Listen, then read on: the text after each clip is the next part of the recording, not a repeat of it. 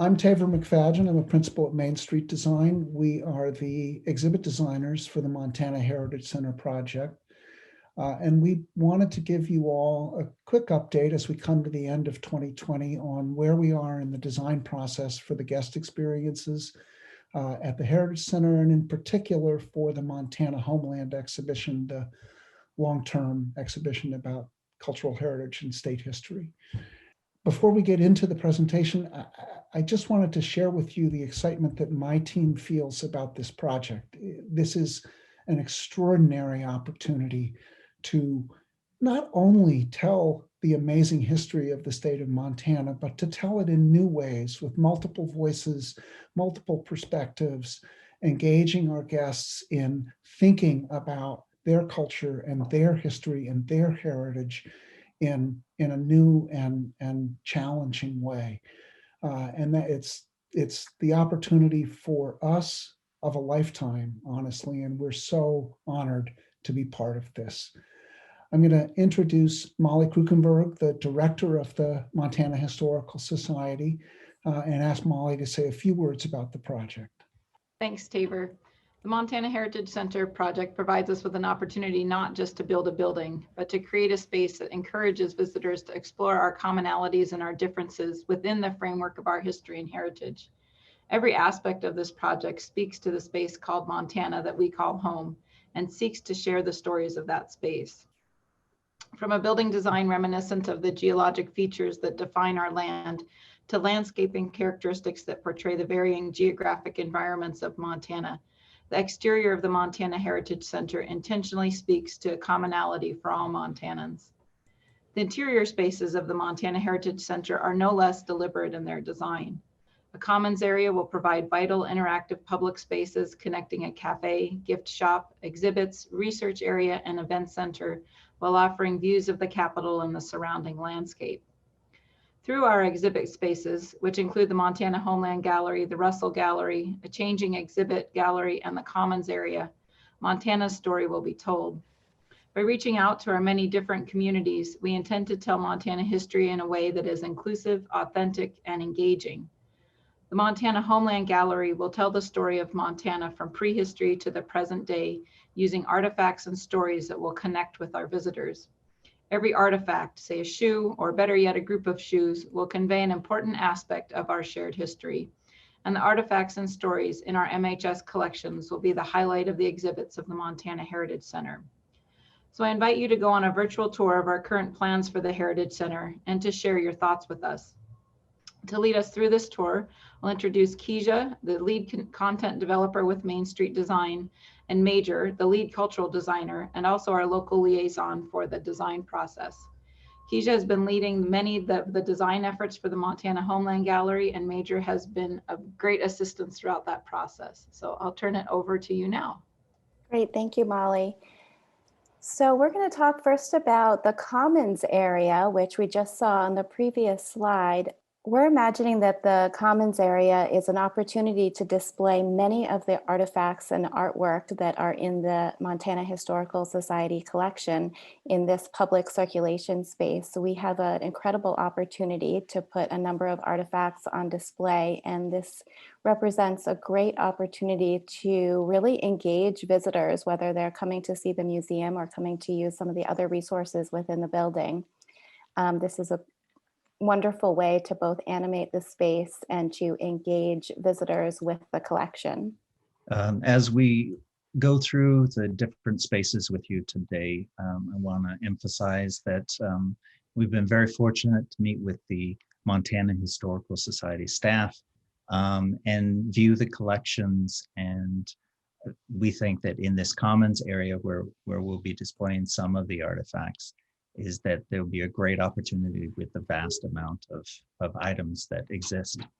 And I was very fortunate to work directly with the staff members there to view those collections and to help to bring those stories forward. So one of the things that's really important for us to understand about the Montana Heritage Center is that it's more than a museum. It's a workspace, And it's an important civic space for the city of Helena. People will be passing through this building as they cross the Capitol campus. They'll be dining in this building. They'll be meeting in this building. So we're really imagining that central core of the Commons as a literal crossroads. It is a geographical crossroads, north, south, east, west, folks coming from all directions. And we think of it metaphorically as a crossroads for the state, where people are coming together, people of all sorts, people of all backgrounds, and we want to animate that space with some sort of construction. We're thinking about a mobile at this point, but we're open to other ideas as we move forward. But we really want to celebrate the interaction of people and space, people and land. The other thing about this space is that it really lends itself well to be a gathering spot, as you can see with the image on the slide right now, where people do come together either for particular events. It could be used by the museum itself, or it could be used by other people in the city of Helena to come together. And so the exhibits will be displayed in a manner that they can be relocated for different events. So now we'd like to take you into the Montana Homeland Gallery. And this is a view showing the entire gallery.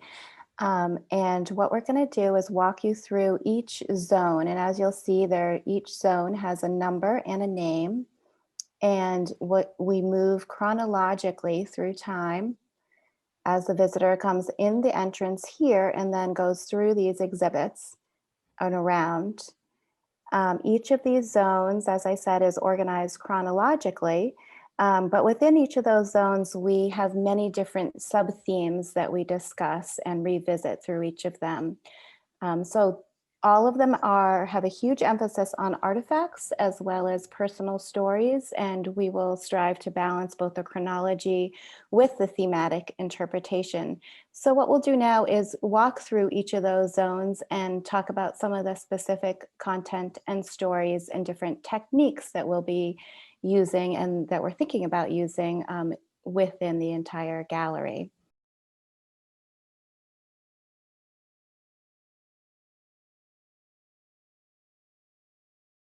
So we're going to start with zone 1. The entrance is here, like I said, so we're going to talk about just this area right now in the next slide. So as you enter into zone 1, you'll be coming in off to the right of the image on the right, coming in, and the first thing the guest will see is in a Homeland Gallery marquee backdrop where it shows a Montana landscape with the signage on it. In front of that, and in the middle of the room, is a showcase of collections. They'll discover a large ring of artifact cases featuring shoes and boots and moccasins from not just American Indian tribes, but immigrants of all different eras. So it isn't just one particular era. So it goes from the past to the present, but they're arranged in such a way to really give the guest a sense that they're entering into this dance circle.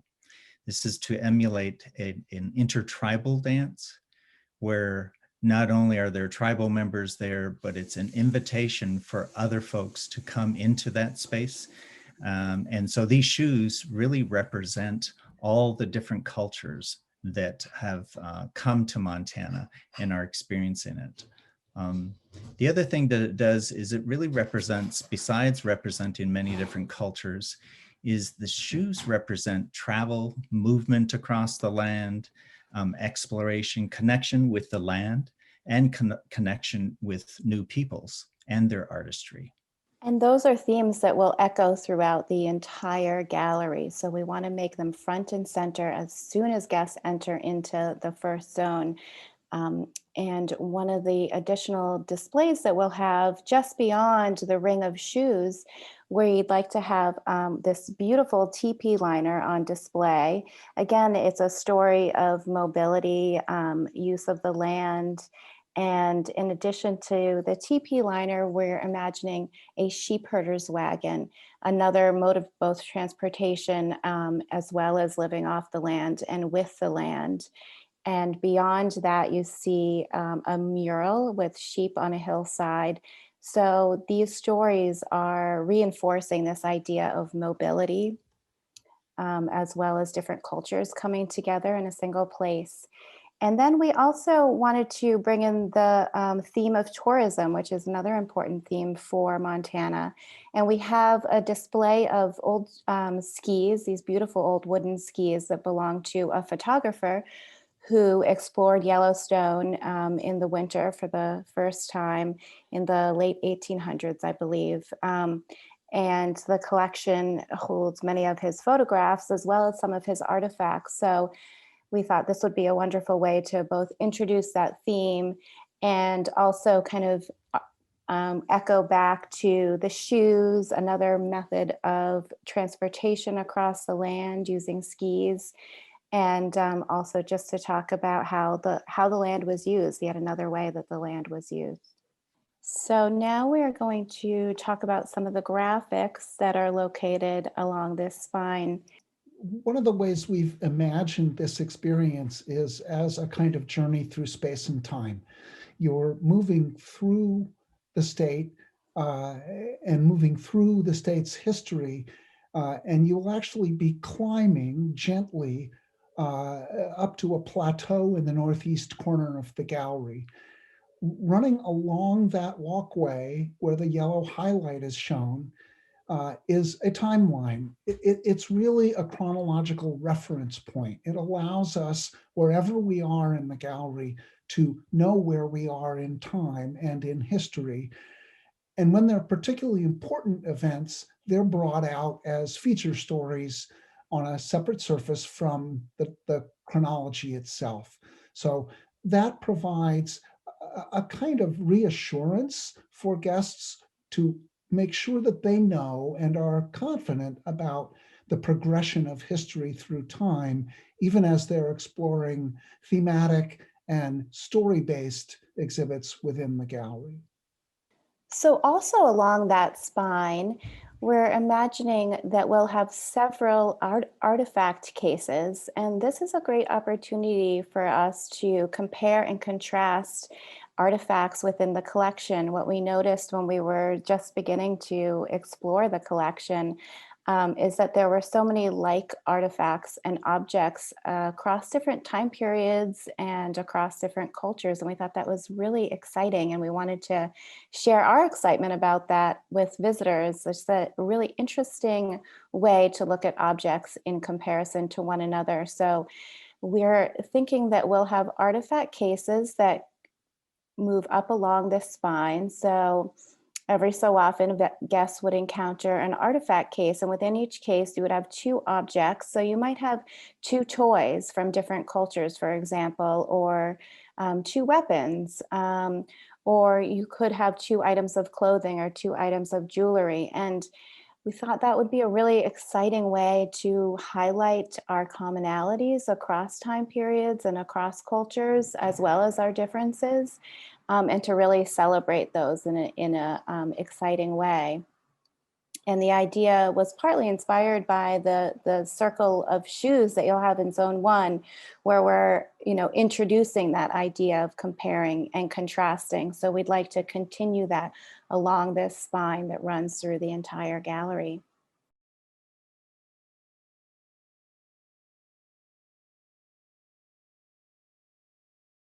So now we're going to move into Zone 2, which we're calling Before Montana. This is really focused on the pre-contact era and how ancient people lived on the land.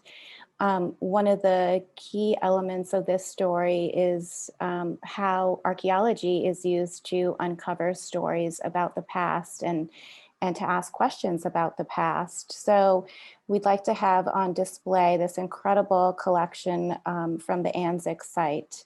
And this is an opportunity for us to think deeply about the importance of archaeology and uncovering stories about the past through evidence that is discovered. We think that we might include some kind of interactive for visitors, so possibly pull out drawers so visitors can kind of explore in a way that archaeologists get to explore and uncover and have the excitement of finding something new and asking questions about it. As Taver had mentioned earlier, it's important that we offer opportunities for the guests to learn firsthand from people in Montana. And so we envision an opportunity here for American Indians to share their perspective and their tradition of oral history. As Keisha had mentioned, this is before Montana, so a lot of history for American Indians was oral and was done through storytelling. So we will have exhibits that will offer opportunities for different tribal members to give that oral history and that stories of creation stories or ancient part of our past. And so there's going to be a variety of perspectives that we want to show here through the archaeology and the partnerships with many tribes, because there's 14 different tribes here in Montana now, and it doesn't even count the other tribes that had been in this area prior to Montana beginning.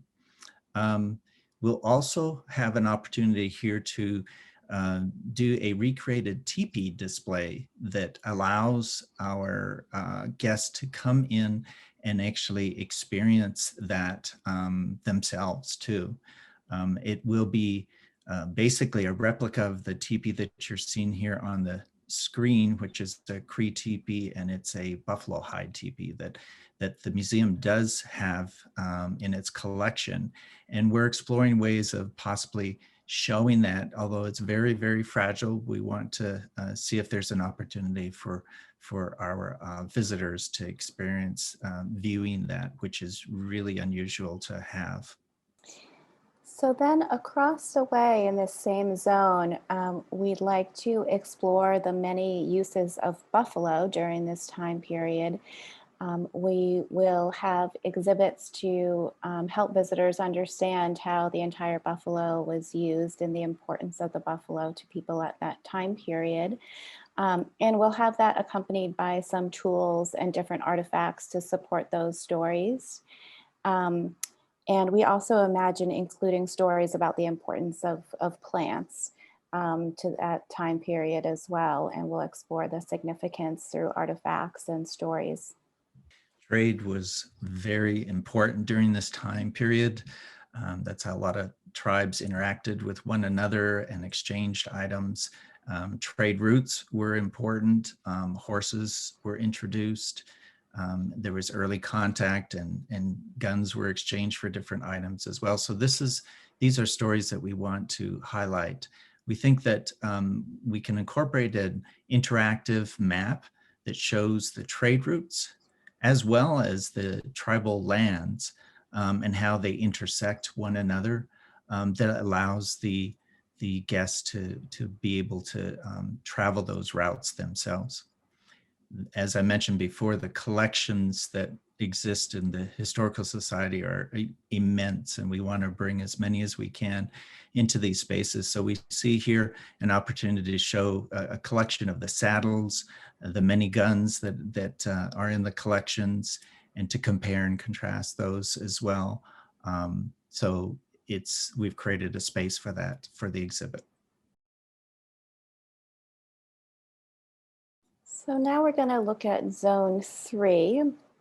So moving into from Zone 2 into Zone 3, as Major was just talking about, the guns and the saddles really kind of represent that time period of early contact when explorers are just coming into the region. And this next zone primarily focuses on the fur trade and its impact on both the land and the people. However, we begin that transition by talking about early explorations of what would become Montana right along this area here. And then we will move into more in-depth exploration of the fur trade and its many impacts, and that will be the bulk of the displays in this particular zone. So as you turn the corner and come around into the rest of the exhibit space, you'll be greeted with a wonderful rendition of the Fort Benton trading post. This is an important American fur trading post that was established in 1846. And so it also became a military fort. So there was a lot of interaction that happened here. So by recreating that and showing a portion of it, we have an opportunity to include areas that show the demand for beaver and bison, explore the Métis people, fur trade. So all of these we want to show within the exhibit space here. And then the central area of this zone, we have a display focused on the impact of fur trade on American Indians as well. So there's both the positive and the not so positive impacts that we want to explore all aspects of Montana's history, and some of the impacts of trade also introduced alcohol and certain diseases to American Indians that we want to be able to tell that story as well and illuminate it. Yeah, we have some really amazing artifacts to support all of these stories that we're excited to get out on display. This weather vane here is actually from Fort Benton, which is exciting to be able to include that. And then these are some trade items that would have been popular at that time period. This shirt and this bison robe, and then this tobacco cutter you see here. So these are all opportunities for us to explore deeper some of these stories in a deeper way. And this painting, historic painting of Fort Benton, is really inspiration for the backdrop that Major described, that we can use to support all of the stories that we'll be examining here.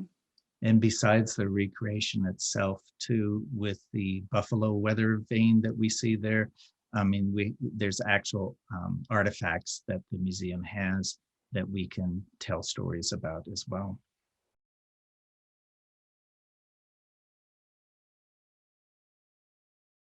So that will help transition us to this next zone, which is zone 4, which we're calling transformation right now. And this, as the title says, it really was a period of enormous transformation for Montana. This zone will focus really on the gold rush period, huge population growth at this time. And that population growth had an enormous impact on both the landscape, as well as American Indians. We are thinking that there will be a display showcasing the technology that was used for mining at the time. So there are a lot of different tools and different items that we would like to display and talk about with visitors to explain how they were used, but also the impact they had on the environment, which was really significant. Another really important story in this zone is the story of Chinese immigrants arriving. The museum has an incredible collection of artifacts from this time period and from the people who came over, both for mining and to set up all kinds of different businesses across Montana. So this is just one example of an artifact in their collection to support that story. However, there would be many on display, and it would allow us to dive deeper into talking about the many businesses and the experience of Chinese immigrants. Here we will also have an exhibit about vigilantes who actually operated as a police force for the hundreds of miles of Montana. And as part of that, the museum has a fragment of a tree used for hangings, as well as other facts and stories. And it may be a difficult story to tell, but still it's something that's part of Montana history that we can illuminate through these different artifacts. There's an exhibit about the end of the Buffalo era, and and the impact that was had on the buffalo and the food system for American Indians. We can talk about the Indian battles, and the entreaties are really important to highlight as well.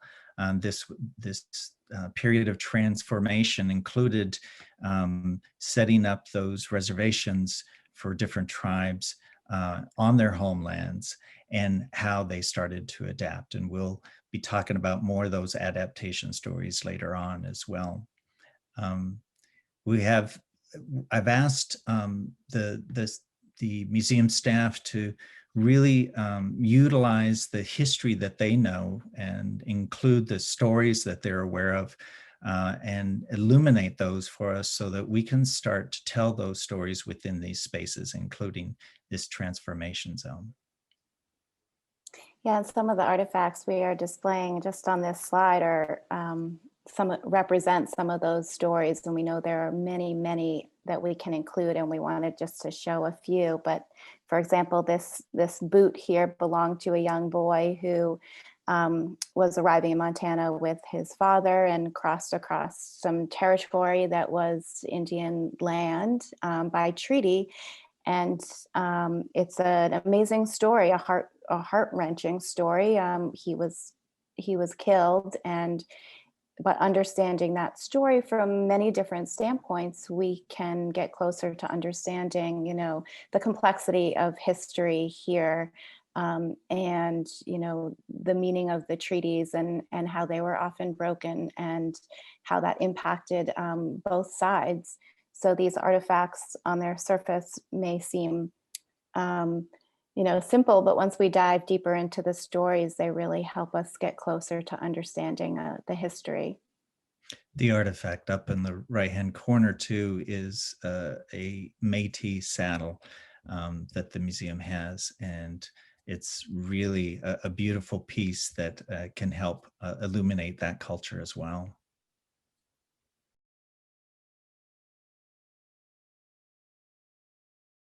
So we'll take you into the next zone now. This is a development for the late 1800s, into the early 1900s. And let's see, Major, why don't you lead us off? The exhibits in here help to tell the Montana story of open range ranching for newcomers, and before there was barbed wire and that technology, that the changes that it brought. It also is a story, we can tell the story of American Indians' adaptation to this new way of life. In particular, when I was exploring some of the collections, again, we found just huge collections of multiple items, such as the branding irons, that really symbolize a lot of Montana, not from Montana's history only, but present day Montana as well. So we envisioned doing a whole array of those branding irons, the various saddles that have been collected as well, to show the different ways that we traveled across Montana at that time. So we want to illuminate some of those stories as well. The other thing too in this area is, again, some of the harder things to discuss, but it's important to tell various stories about Montana, is the US government's effort to force American Indians to assimilate. And also the positive side of it is that resiliency to preserve our culture too. And so we'll dive into these topics to share those personal stories and those artifacts that we have to talk about. Another incredibly important story during this time period is the story of the railroads. They just completely transformed the landscape and how people lived with the land. And we would like to delve deeply into that story. And we have a number of exhibit techniques that we'd like to use to help visitors explore those topics as well in a really engaging way. So we'll look at those on the next slide. And in this zone, we also are going to look closely at the story of copper mining, labor unions, and specifically the story of Butte. So these are all really important and big stories, and we want to really explore them in a fun way that helps visitors see them in a new light. So we'll look at some of those different techniques on this next slide.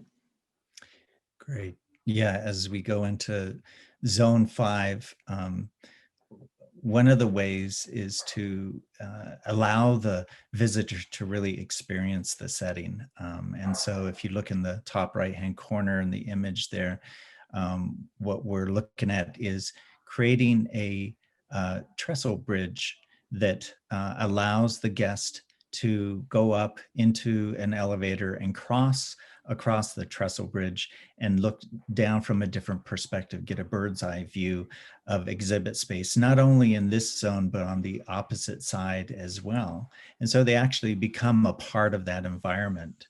As they travel further on down across that trestle bridge, it looks like a railroad bridge, they'll encounter a mining head frame there that is truly reminiscent of Montana and Montana's history. So that'll encompass a stairwell that they can come down and come back into the spaces there. So in this way, the guests get to experience it themselves, and those still in the exhibit spaces see them interacting with the exhibits. Yeah, and another idea that we've had that we're excited about, it's also inspired by the history as well as the collection. We happened upon this incredible panoramic image of Butte in the early 1900s, and we were really inspired by it because it seems like it contains so many stories within it, and it had a lot of opportunities. So one of the ideas that we're exploring is turning this into a multimedia experience, where it could be a large touchscreen display that invites visitors to tap on different areas and uncover stories. And it could be animation, it could be oral histories, it could be additional photographs. But there's so much detail in here. You could tap on a train and maybe we see a little bit of smoke moving, so we can animate this picture a little bit. And you tap on it and you can uncover information about where the train is coming from, what it's carrying, where it's going. You see these wires here that are made out of copper. We can talk about the importance of copper during this time period as well as the importance of it today and how embedded it is in our lives and where it comes from. You can also see the town of Butte off in the distance. So that's another opportunity to talk about city life during this time. And then all of the head frames have the mine names on them. And so that's another opportunity to talk about those individual mines and to get a little bit deeper into those stories, perhaps of the people who worked there.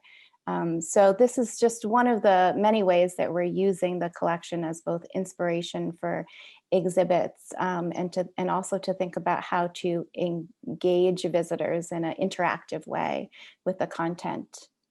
Some of these other images that you see up here, other items that are of inspiration, either for their photographic content, but also artifacts that are in the collection that we've found both inspiring and wanted to share. I think there'll be some great stories to accompany them.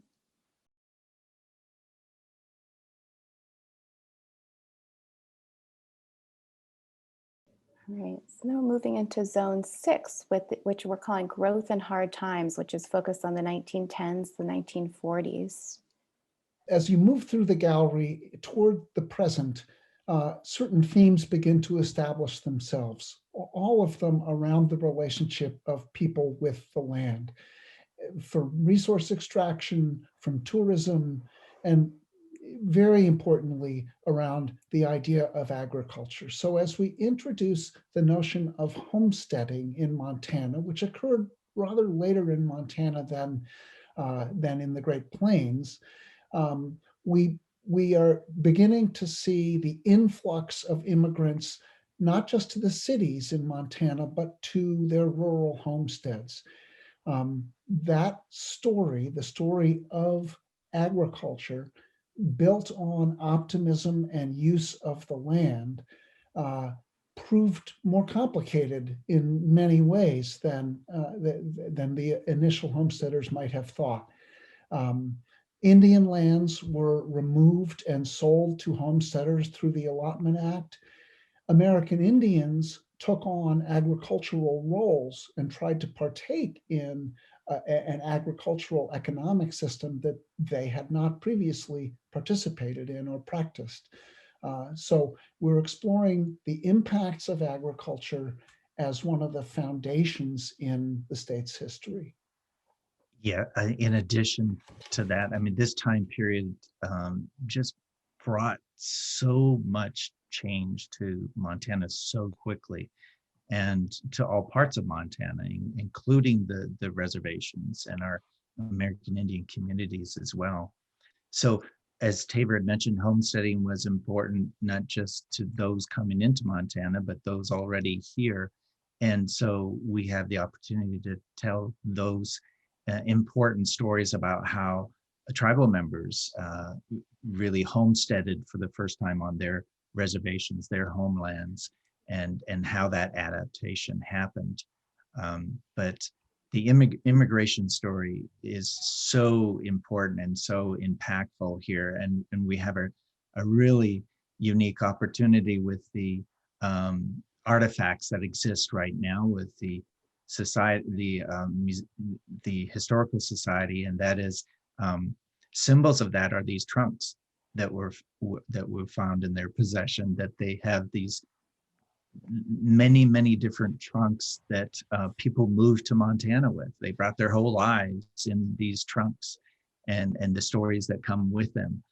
So we'll have a display showing various trunks, and talk about the different cultures that came to Montana at this time, and how they integrated themselves into what is Montana. Yeah, and another really important story for this zone is the story of early tourism. This is when Yellowstone and Glacier were both established, and we have this incredible Minerva coach here that actually says Yellowstone across it and was used in the early days to tour visitors through the park. And so we'll introduce that idea as well. And we can also talk about the impact tourism had on American Indian lands and those who are already living in those parts of Montana.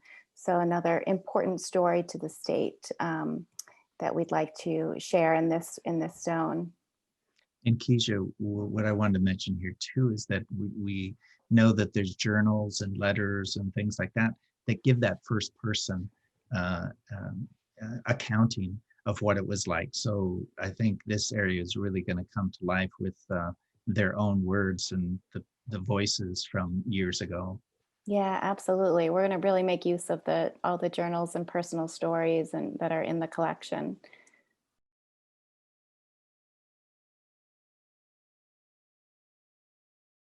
So the next zone here is zone 7. This is about Montana from the 50s and through the 70s. We'd like to focus on the importance of motorized travel, also rapid changes in communication, as well as electrification across the state. Tourism, again, continues to be a big story here. This bicycle, we recently learned, is in the collection at the Historical Society and was used to deliver mail to and from Glacier National Park. So that might be an item that we have on display.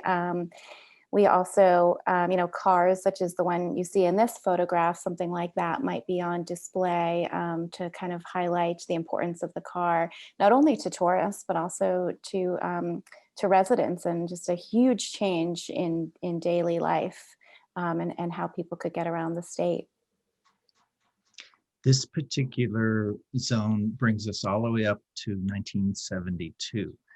And there were certainly a lot happening in the 70s as well, one of which was rewriting of the Montana Constitution.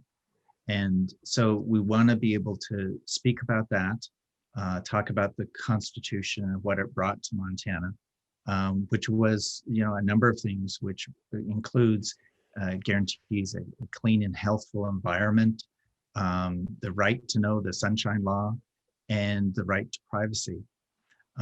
This too was an important era that brought recognition of cultural heritage of American Indian tribes. And so we want to be able to highlight that as well. As we proceed, again, you're seeing these core themes being explored in each era. So the relationship of people with natural resources is expressed starting with the harvesting of beaver pelts and moving all the way through the anaconda story to Colstrip in the present tense. The sovereignty of Montana's American Indian tribes and nations, from pre-contact all the way through the present day. These are the threads that will create the continuum for the guest experience in the gallery. And so from Zone 7, then we'll take a short walk and segue right into Zone 8.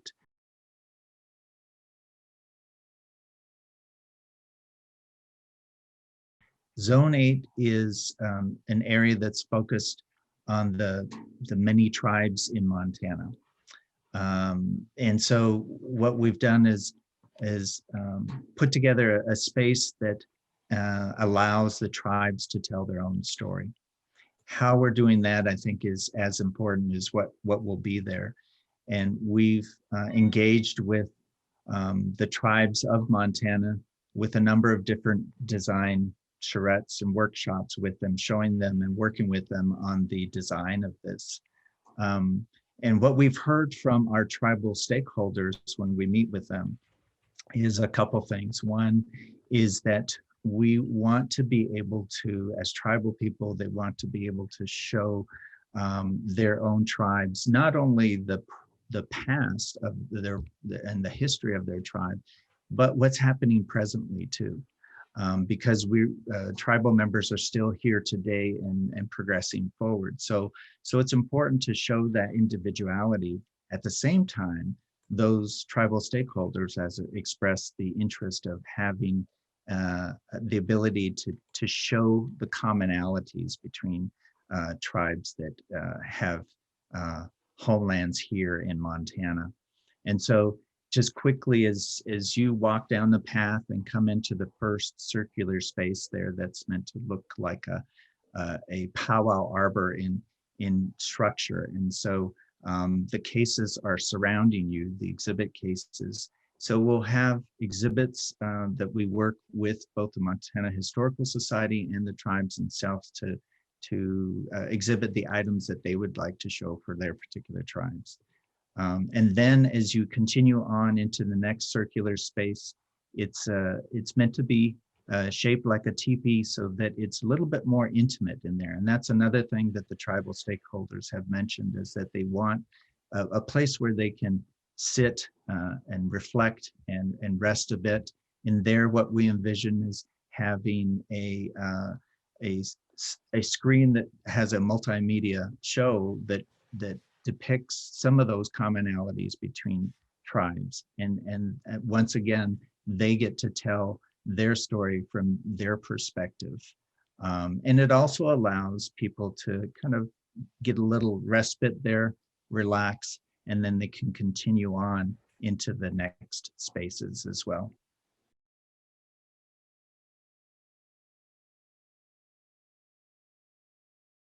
So as we proceed down the ramp back toward the entrance to the Homeland Gallery, we have a moment where we really want to reprise the core themes that we've introduced throughout the exhibition. The relationships with the land, the settlement of the state, the development of agriculture, the extraction of resources, the preservation of cultural traditions, and the in-migration as evidenced by the Hmong quilt on the upper right-hand corner of this slide. And critically important to us in this overall project is to represent the Historical Society, as I said at the start of this conversation, as more than a museum.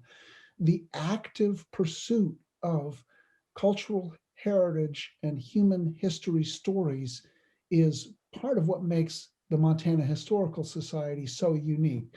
The archives that the Research Center has created, audio and video, represent a remarkable resource for historians and scholars moving forward, and for all Montanans to have access to.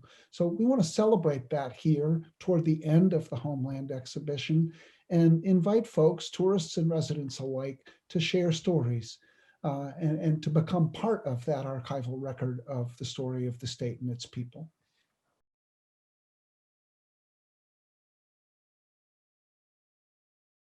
So now moving into our final zone of the gallery, it's called Young Montana. And this zone is all about hands-on activities for the younger visitors, and of course all visitors, but with more of a focus on the younger set.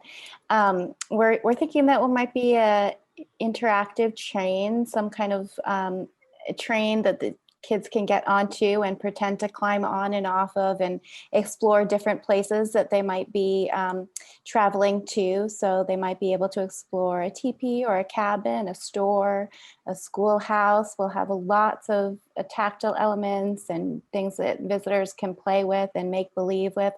And then we're also thinking that we'll try to incorporate some of the artifacts as well. Another great opportunity to showcase the amazing collection.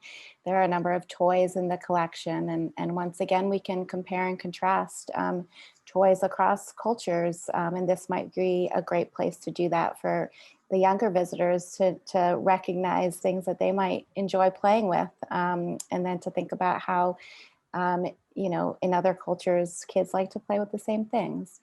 So this could be a really fun, engaging space for families to explore some of the themes and topics and stories that we have throughout the entire gallery. Thank you, Keisha, Major, and Tabor, for your comments and guiding us through the Montana Homeland Gallery. For those of you who are watching today, as you've hopefully seen through the Montana Homeland exhibit and really through the whole of the Montana Heritage Center, our intent is to reach all ages, from the next generation to the greatest generation, and inspire everyone to learn about our shared culture and history.